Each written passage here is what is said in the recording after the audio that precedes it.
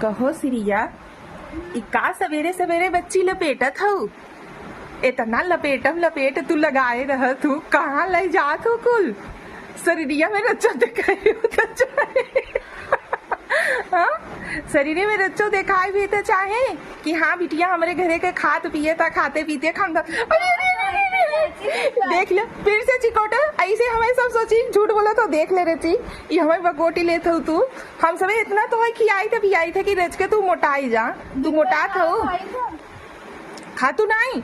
ये देखा रच के भैया ए लगा था बीए के छात्रा है, इधर देखा रच के बहनी ए बहनी ले जाता हूँ इनका भैया फर्स्ट ईयर हो भैया यहाँ साल।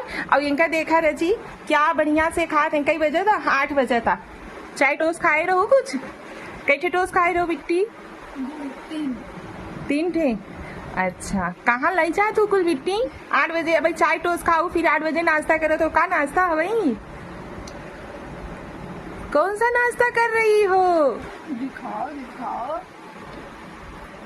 अच्छा नमकीन से वही है तोरे न मोटाई के कारण जाना तू का हो भैया लोगन आप लोग कमेंट करके थोड़ा रच के बताइए ई जो खाना खात की कुछ भी नाश्ता करती थी तू मोबाइल जो खुच्चत रहा थू ना एक वजह से नहीं मोटा था।